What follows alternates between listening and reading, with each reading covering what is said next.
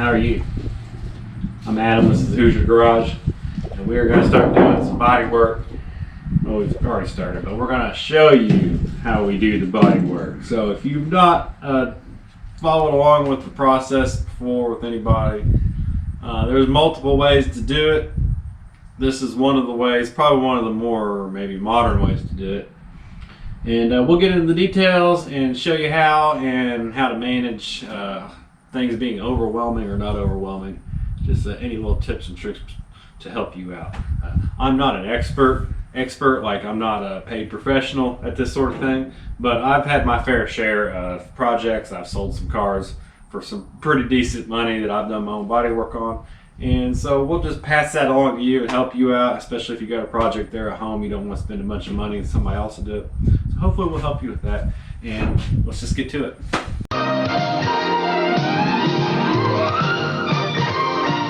Okay, so we got the 72 Dodge van. It's a shorty body style. It's actually the shortest one you can get that year. So the way you know is if the doors cut right up against the wheel like this and it comes up to the back of the passenger door, the front passenger door, and you don't have the long extension. This is a shorty van, but that's besides the point right now. But what we got, you notice that there's filler on these two doors right here only and nothing else. Now we did the roof, and the situation with the roof was you don't really see that much of it, right? You just kind of see that unless you're a trucker going down the interstate and you're looking down on top of me, you don't see a whole lot. And we just did some basic cut and paste in a couple areas. There was 2 spots up here we cut and welded. And we'll have a sunroof up here, and then we're gonna probably do a different situation with that vent there, okay? So the roof was not a real intricate situation that we dealt with in our videos. And we kind of treated it as such. And this is just a continuation where it comes down here and, you know, all that. But down here on the sides, you're gonna get more of an eyeful of this. If you're looking at the van in person or you're going down the road, you're here the car next to it on the interstate, on the highway, whatever. So we want to make it look pretty sharp. And so there's going to be some different methods from up here that we're going to do here. This is going to take a little bit more time, but we don't want to overwhelm ourselves. And that's what Bodywork can do real quick. My old habit, bad habit that is when I would do stuff like this, I thought I had to do it all at once, and not so much true. Now, like the door here has some imperfections, stuff we're going to have to get under control. The back quarter panel, we got where we welded up a brand new quarter panel here. But really what you need to do to keep yourself from burning out is just to isolate some panels and work on those panels at a time. We've got our door gaps as good as we're going to get on this van. I'm not the type to sit there and cut metal off and add. I'll just find even because that's how they came, okay? So what I did, I isolated these 2 cargo doors right here. We cleaned them up as far as where the little dings and stuff that's too small to pull out or really spend time on that way, or little scuffs or scratches, low spots. And I went ahead and cleaned it up with some 80 grit sandpaper. Both, you know, kind of did a cross hatch over the spot. And then I laid some filler, body filler, in those areas. And I laid it on a little thick. I didn't try to, you don't try to get it perfect. You're not going to do it in one swipe. You're going to have to sand anyway. So you might as well put it on enough to where you don't have to keep putting on as much as you would. So we got a couple spots through here. There's 2 spots down here that'll need a little bit of different work, and we're gonna hold that off, and I'll show you that later. This door just has some filler and some spots. And just remember, with filler, most of it just ends up on the floor, but you're just trying to strategically fill these areas back to level. We got some up here where this little bit of a body line here where it rolls around this window, it got banged up. So first things first, you're seeing this on top of primer, okay? That's good in this case, not in every case. You gotta know what kind of primer you're using. If you're putting filler on top of primer, it must be an epoxy primer. This is Nason full krill. Maybe they don't call it full krill, but it's the Nason brand epoxy primer where you have the activator and the primer itself. If you put that over top of clean bare metal or metal that's been treated, say with a rust encapsulator like we use from Eastwood, where there's some spots where you have to, manage that. But overall, when you put that over top of the overall bare surface of the metal, that would be your epoxy primer. Some people use etch primer. That's usually, in my experience, you can't do it this way. If you use an etch, then you already have to have your body work and all that stuff done. Not always the case, but in most cases, traditionally. So if we start over here with the way we're explaining it, epoxy primer over bare steel or treated steel, and then you can do your filler work, okay? But this way you got epoxy, your filler, you work your filler down, and once you're satisfied with it, you could put a little bit of an epoxy, just spot prime, where you're just hitting the areas that have been worked on, where you might get some bare metal back through again, or the filler, so it won't absorb any other primers. A surface you want to look good, we'll probably have to do a 2K primer. And the 2K primers is usually the kind you see that looks like a tan color, real flat. That's usually a 2K primer. It's a high build, and what it does, it helps eliminate a lot of your transition areas. Even if you feathered it and blocked it perfectly, if you go to put some kind of a primer over it, it'll absorb it differently than the metal will, or the other primer around it. So you actually can see it through there. So when you go to paint it, you get that, and you have a slight bit of it up here where we did our roof. But like I said, it's up on the top. I'm not too worried about it. So the 2K primer, that'll come in later. But right now, we want to worry about getting all of our filler blocked out to where you can't tell that there's any damage going on in there. Okay, so we have our first line of sandpaper, and you can buy it in these big rolls. All right, this is a double roll, and it's 80 grit. It's a 3M gold. Okay, you can usually get this at the body shop store. You can buy it online, eBay, anywhere like that. And you get it in half rolls, which are basically half this size. This is about $60 some. The half rolls run about 25 to 30, somewhere in that range. So this will last a long time. It'll probably last into the next project, okay, that we got. And these are the best for these Durablocks. You get the long ones, this is a short one, basic block. And usually you just take the piece that you need, fit it up, and then you rip it loose. Okay, so we're going to show you that. We also have the following grits that will be for smoothing everything down. We'll show you those as we get to them. So. Okay, so on any of this block sanding, you want to be able to straddle your area. And when I say that, I mean, if you got an area like this, there's obviously a little low area or just an imperfection that we had to fill. And if the block is smaller than that area that is affected, not so much this big swath that we put on here, but if it's larger than the actual area of the block, then we need to go to a bigger block, okay? Because what it's going to do is, if you imagine this block being smaller than this area, when you go to push into it, it's going to dig into that area, because it's going to be out here and here, and you're going to dig right down into it like a valley, okay? Don't want to do that. So if you got a situation like that, you want to go to a bigger block and go, like this.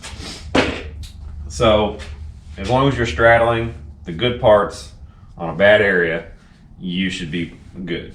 One thing you want to do though is not just do this the whole time or go in circles. Very seldom does that come into play that it's effective. You typically want to go into a crosshatch. You go this way for a while. Make sure you're holding it nice and flat. Don't try to tilt it. You'll have a tendency where you'll want to tilt and use the corner to hit a little area. Just let it do the work, okay? Because it's flat and you're not. You are going to want to add your little finesse to it, and that's one of the beginner mistakes. It took me a long time to actually get it. Breaking myself doing that. So once you get going that way enough, then you can go the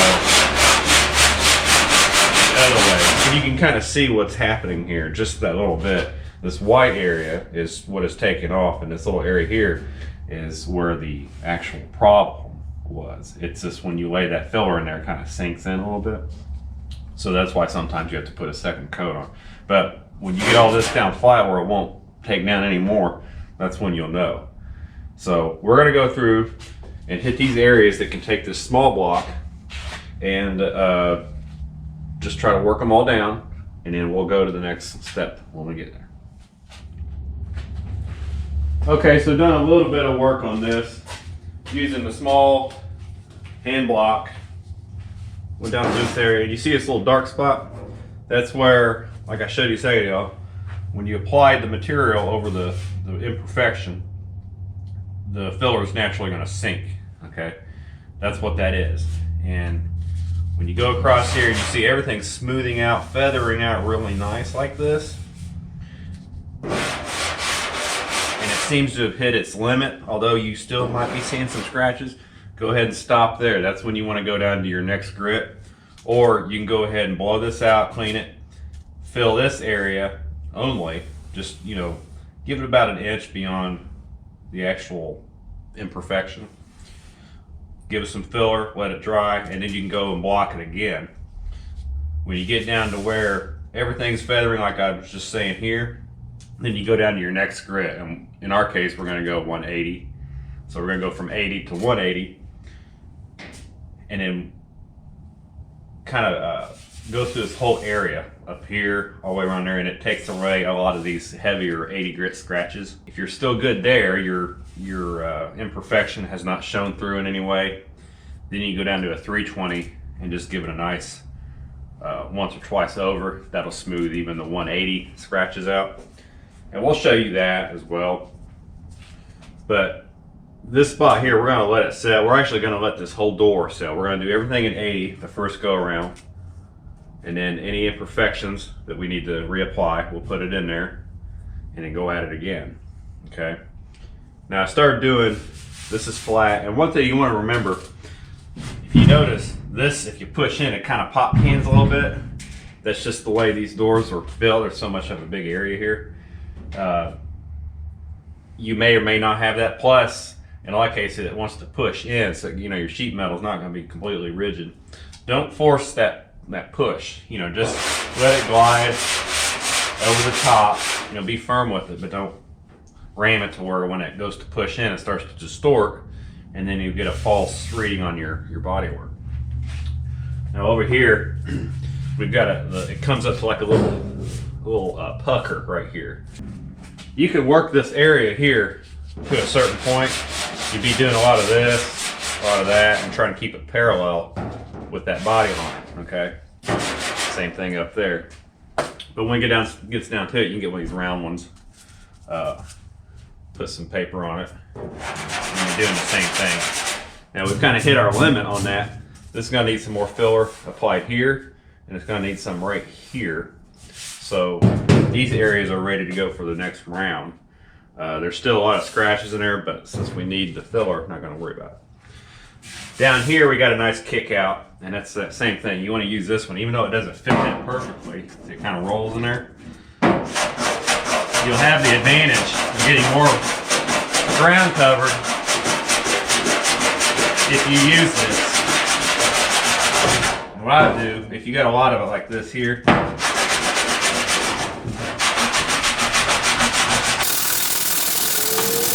try to be thorough. If you got the filler coming up to here, make sure you don't just dig right there. Make sure you do a wide swath.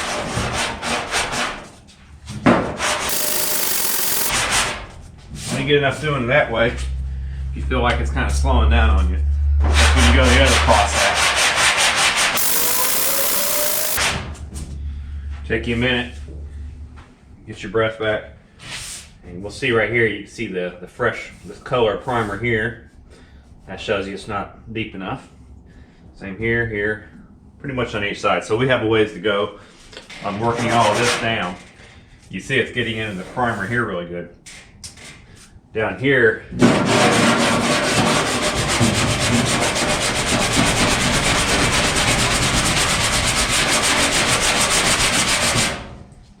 that's pretty much the the act that you got to follow all the way through all this stuff.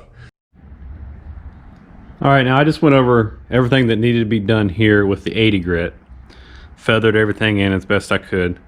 We've got two areas down here in the bottom. From when we sanded and everything, we have a little bit of a thin sheet metal deal going on. We got a little pinhole right here and a little pinhole right here. Now this was already established. I didn't do that today. So what I'm going to do, I'm going to try to weld this up in a bit, but I'd like to get through this whole section of what I need as far as blocking. Now we do have a little patch that we need to put in here from where they didn't give you enough quarter panel. That's pretty small, and then we'll have some detail filling to do along here, even though that does have paint on it. Never mind that, we'll have to deal with that. And then smoothing out all of this seam right here, because it should look like that, but the aftermarket panel again was not perfect. So I'm going to go through and start blocking this down. It is on a little bit of a tilt here. You can kind of see this is where the weld seam was. I cleaned that out a little bit with the floppy wheel, and we'll show you how we did that when we do the other side. But I went ahead and filled this, and we're just gonna block it down. Right here, this fender, it's a welded unibody style fender, so it's never been off or anything like that. But it's in really good shape. Checks out, all the shape on it is good. So I have started blocking all this, and the reason I'm blocking all this, even though there's no denting or anything that I can tell in it, is we have some paint runs, and you want to be able to block those out and make sure that they're smooth, because you don't want to put the nice paint on there and you see an old run from the primer. So I'm just doing a kind of a quick once over with the 80, then we'll drop down to 180, then the 320, and we'll give it a coat of the 2K primer. And like I said, we'll get into the 2K primer later and show you all of its characteristics. It's really nice to work with as far as finishing, and it'll allow any little discrepancies to kind of hide those in, and we can kind of buff them out and then put a seal coat on.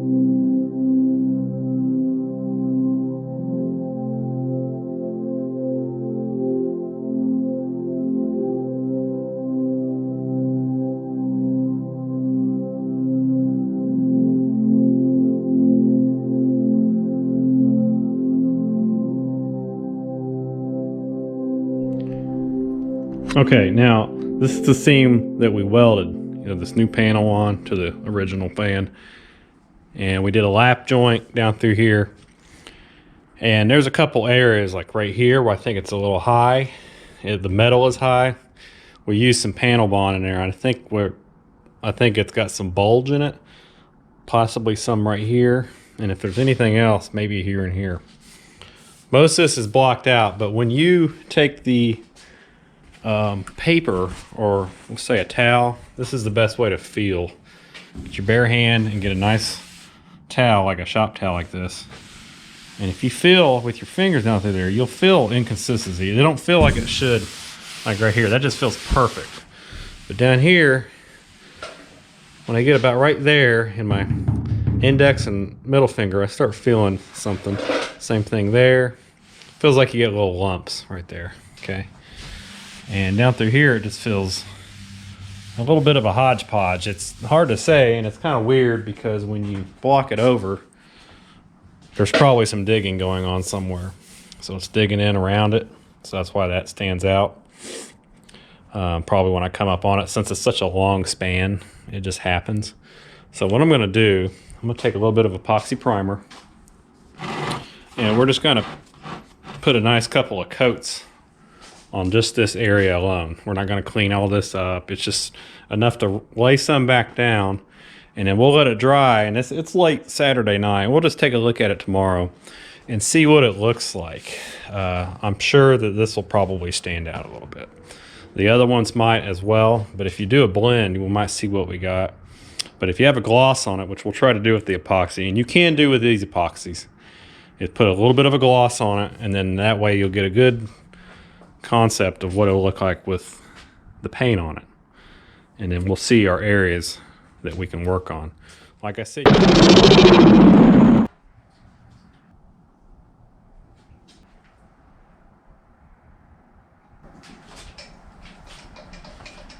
okay, now I got enough of the epoxy activator and primer itself with a little bit of reducer. We'll just put a few coats on here and just let it flash up a little bit. And it's a good way to just kind of stop and see what you got.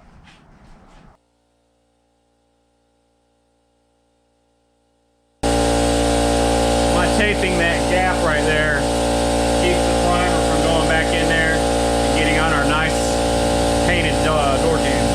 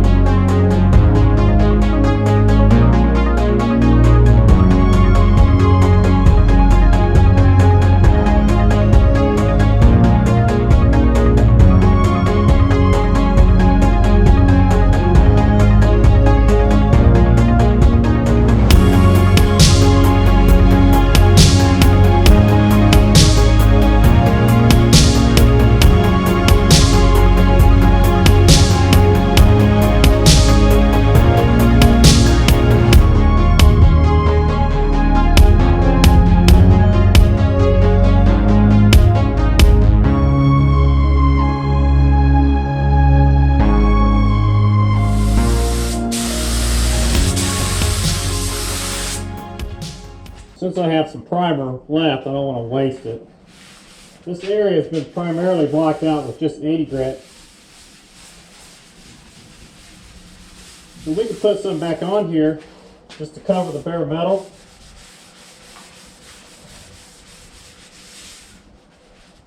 We're going to have to block it down with 180 and 320 anyway.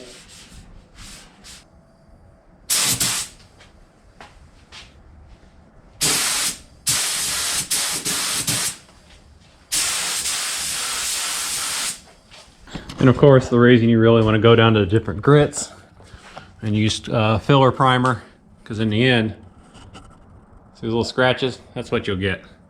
80 grit scratches, heavy grit scratches of any sort, especially 40. If you use 40 to strip it down, you don't knock it down a little bit before you go putting good primers on it, you'll get that sort of result. Things like that. So this will all get blocked. That just helps it get a base under it. This is drying out. We're kind of seeing what we got. You know, a lot of it's actually showing through with shadows. Like there's some stuff going on right here. And we could probably go down to a minimal amount of filler. With this here, I went ahead and added it down this seam. It's the same fiberglass, the heavier. Don't use regular Bondo for this. This is the fiberglass short strand filler. And it has much more rigid qualities when it's thick. And what we're going to do, this will get filled in just a little bit, just enough to have a little grab to it, I guess you could say. And we're going to try to match that down through here with maybe some sanding paper or something, because you could make this seam completely flush, and I've seen some people do that, but we don't have the perfect bodywork for it. Primarily is where this panel fit up with the old cab corner. The floor behind it was a little knotty, I guess you could say, so it didn't allow it to set right. So it sets, this part sets in that way where this one comes out. So if you tried to blend it, you would have a filler coming clear out to here. So we'll just do like a modest seam right through there after we sand this out, and we'll do the filler work for the cab corner and all that. But this corner here will kind of be later. So we're just gonna worry about this part. We're gonna add that, block this area out. We got the door pretty much under control as far as filler. We'll have to block it down with 80. And yeah, we'll see what else we can do with this. Okay, so another day, another Dodge here in the shop. And some of you might be going, well, what about your guide code? Where's your guide code at? Well, I use guide codes. And I'm about to show you how that works for me, at least. And we got this area here, and it feels good. I suspect it might be a little high, but the transition is very good all the way around it. And some people will go, oh, we're good. But we ain't gonna do that. We're gonna try to do it right so we don't have some regrets in our paint. We can help it. You know, we're not perfect, but I just take me some black paint. Usually the cheaper the better. This is not cheap, but it's just what I have laying around. And I just put a little, just like that on there. I don't put a coat of paint on it. I just put like a dusting on it, because if you put a coat of paint, it'll gum up your sandpaper. I don't care what sandpaper it is, it'll gum it up. And if you want it to dry a little quicker, you get some little bit of dust down here on the panel, and that'll kind of absorb it. But you get that kind of even mist of paint on there, okay? Now I'll take my longboard here, which is this one, and I'm just kind of working it across there. And since we have this peak, this little body liner here, I'm kind of working up into it like that. So if you're not familiar with the guide coat shows you your low areas and your high areas more visually. So if I come up across here and this is still a little high, it'll start wearing it down to that white, light brown color that the filler is. And it'll take that black right off, and then the black will remain around here until you consistently sand it, and then it all flattens out. Any low areas are gonna have the black. So I do my cross hatch like this. You can see it's still a little high, as I suspected. And like I said, as long as you keep your straddle around on the good metal here. See, we got just a little bit here that's a little low, so that probably tells us if I keep going, it'll eventually smooth into this. This is out on the perimeter. You can tell some here, here, and here. Maybe a little bit down there. But if we just keep going, it's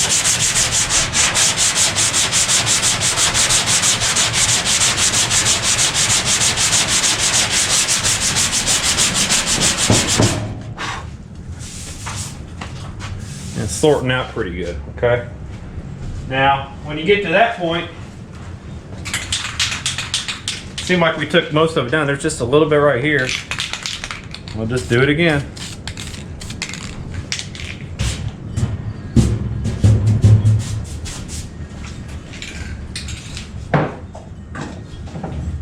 Now with me, guide codes seem to get to a point where they like they should, I guess, where everything's pretty even. You know, you don't have black on the sides, you don't have black here. You're not taking any more out of the center as long as you're blocking it right. So it's a good method to use, especially when you're not quite sure. Now when we stop right there, you can see a couple cross hatches, but it's not biting into it, okay? So it's probably gotten to its limit of what we can actually get to. It's a little bit more there from that direction.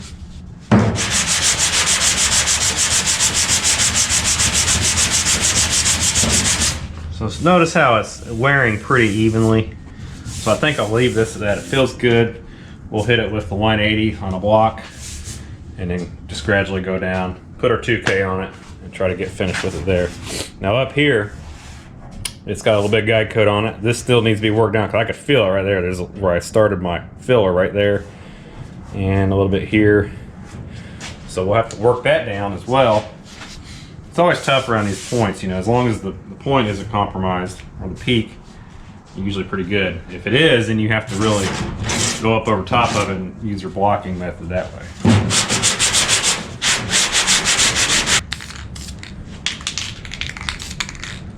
Let's say that's good there.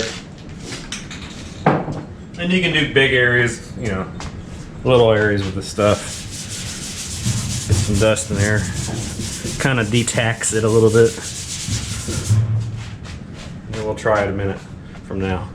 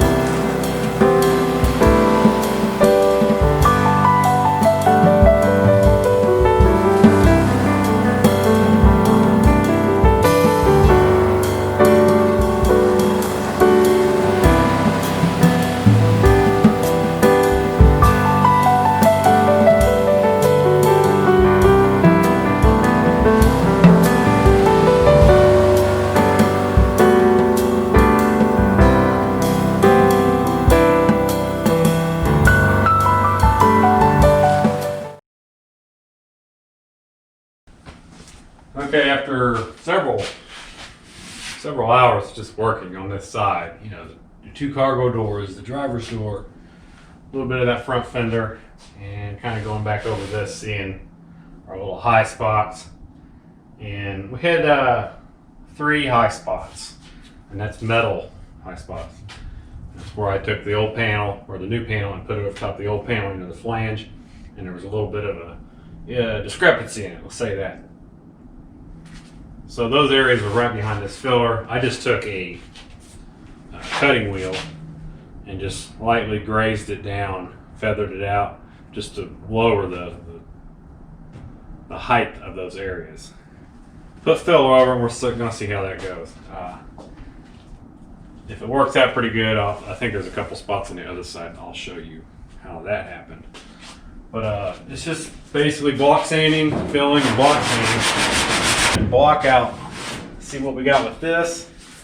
This door is ready. It looks like the 80's done, as well as this door. Now the passenger. This is the passenger door. Right here, there's an area that bumps out, and it's a little bit of a stretch there. I might have to work this area out if I can. It's actually sticking out, and might have to deal with that. But everything else on it's pretty good except for down here in the bottom. We're going to block that down and see where we're at on this door. These doors are actually kind of rough because this one had another style mirror on it, and they had all the holes in it, so I went through all that. But yeah, right here we got to block this one out. So there's a little bit more work on these doors than I really care for, but I think we can make them look pretty decent. Alright, so we're coming to a close on this particular video, this part of the video series of Block Party! And so just a little rundown of what we have done. We didn't have the whole side done today, or this weekend I should say. The door's kind of complex. We got all this sanded up down here. We got underneath this body line sanded. I added a little bit of, we got fresh filler right here, the dark stuff here and here, as well as there. Otherwise we're good. The front fender just needs sanded with 180 grit and then 320. There's no major problems there. Same thing with this arch piece and then the rocker. That's all in good shape, just needs cleaned up, sanded down, and block sanded for 2K primer. This door appears to be pretty much done. You never know until the very end. We start block sanding the 2K, then we'll really discover if we got big problems that we need to fix. So this door's in pretty good shape, ready to go. Same thing with this one. We had a little primer we added to it last night. That's why it looks a little bit cleaner. Good down here. This side, we're still working some of these areas down. Overall, it's in good shape, and we need to work the seam out down here. We also need to add a piece of extension on the bottom of the quarter panel. So we'll have to get to that. But otherwise, we're really in good shape for something this size. The roof being all done and painted, and we're not doing really the front so much yet. In the back, it'll just be the opposite side, the driver's side. It's got some work, but it's not as, I don't think, as intricate as all this. We don't have the doors over there, obviously, just the driver's door. So, yeah, we're pretty happy with progress. I thought this would be a really long, drawn-out thing, but so far it's pretty good. I had about 5 hours in yesterday, and I've got about, I'd say about 6.5 hours in today on this, and stopping here and there, you know. So it isn't too bad. It's not too bad. Just you kind of drive through it. So stay tuned for the part 2 block party, and make sure you check down in the description below. We got t-shirts, stickers, all kinds of very colorful stuff. I hope you check that out, maybe find something you like. And we're going to be doing Mopar Nut 62's 73 or 74 Charger here soon, and we'll probably do a live video of that. And we'll be drawing that up, and we're going to make him a t-shirt and a decal, and we're going to send him a free t-shirt. So hope you like what we're doing here. Again, just as a disclaimer, I'm not a professional at this, but I'm just showing you my way of doing it, and it's an alternative for you to do if you're working on body work at home and you don't want to pay the guy, you know, which he earns every bit of that $10,000+ to redo a whole car, but not all of us have that kind of money. So this is my way of doing it. It won't be absolutely perfect, but in some cases it might be if you do it. But anyways, check out part 2. We'll be seeing you. Indiana's original.